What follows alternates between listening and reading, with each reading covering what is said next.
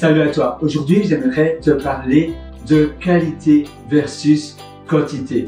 En effet, selon certaines études, finalement c'est la quantité qui paye pour avoir une qualité incroyable. C'est en répétant et répétant et répétant des actions, c'est en répétant et encore répétant des tâches que l'on tend vers la perfection, que l'on devient l'excesseur de son domaine. Mais si on veut directement viser la qualité, eh bien non, on aura une pression, ça va nous perturber et on ne sera pas tendre vers la qualité en essayant directement de sortir le meilleur produit ou bien d'être le meilleur dragueur ou bien d'être le meilleur comment on appelle cela, le meilleur hôte d'hôtel, le meilleur serveur, le meilleur réceptionniste, le meilleur je ne sais pas quoi dans ton domaine où tu travailles. C'est simplement en répétant et en faisant encore la même chose que tu deviens le meilleur. Si tu veux être le meilleur chef, eh bien c'est pas en essayant simplement de directement lire les meilleurs livres de recettes des plus gros chefs, eh bien non, ce sera trop compliqué et finalement tu vas jeter l'éponge. C'est en répétant, en cuisinant tous les jours et en essayant, en te perfectionnant et en devenant finalement un peu meilleur chaque jour, un peu meilleur que toi la veille. Mais si directement tu achètes le meilleur livre de recettes du chef le plus connu de ton pays, eh bien ça va paraître directement trop difficile, tu vas pas comprendre pourquoi tu ne réussis pas ces recettes et tu vas jeter l'éponge. Simplement, essaye petit à petit de faire des recettes banales de cuisine, mais fais-le tous les jours et chaque jour, essaye de voir, tiens, comment je pourrais m'améliorer, qu'est-ce que j'ai pas bien fait ou qu'est-ce que j'ai pas assez bien fait aujourd'hui et comment je peux le faire demain. Et chaque recette que tu fais, chaque petit plat que tu fais, essaye d'identifier les choses que tu pourrais améliorer et essaie de te corrige-toi plutôt le lendemain.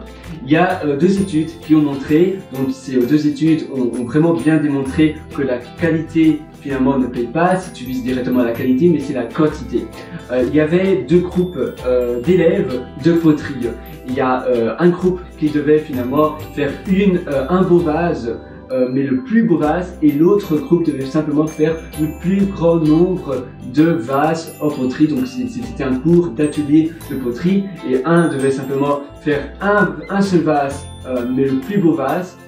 Je ne sais pas si c'était de la faïence ou autre, et l'autre devait simplement faire le plus grand nombre de vases, on va dire, en argile ou en un certain matériel. Et bien le groupe qui devait faire le plus grand nombre de vases, finalement à la fin ils ont fait des vases de bien meilleure qualité que le groupe qui devait simplement faire un seul vase, mais le meilleur, le plus beau, le plus sophistiqué. Et bien non, c'est le groupe qui a fait le plus grand nombre de vases qui a gagné. Il y a une étude qui a gagné en qualité et en quantité aussi. Et il y a une étude très similaire où c'était deux groupes de photographes.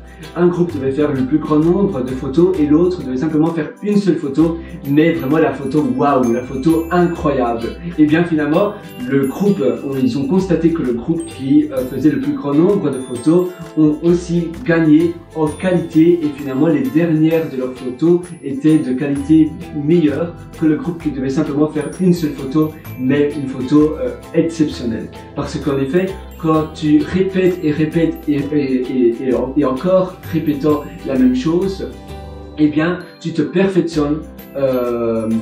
Après coup, tu te perfectionnes, tu essaies de voir comment tu peux un peu t'améliorer et donc tu gagnes en qualité également. C'est tout naturellement, voilà, c'est un concept très naturel. Tout naturellement, si tu répètes la tâche encore et encore, tu vas finalement développer un mécanisme, tu vas développer un sixième sens qui va te faire sortir du lot. Donc finalement, en répétant petit à petit, si tu fais une chose pendant 10 minutes, mais tous les jours, tu l'auras fait 365 fois après un an, tu l'auras fait 730 fois après 2 ans, et tu vois finalement, c'est énorme. Si tu essaies de directement être le meilleur, eh bien ça va pas payer parce que c'est pas possible. Tu dois simplement pratiquer. La pratique gagne toujours. Si tu veux te perfectionner davantage, je t'ai aussi concocté des ateliers qui sont disponibles sur mon site pierrewriter.com, pierrewriter.com. Sur ce, je te souhaite une excellente journée et bonne perfection. À très vite.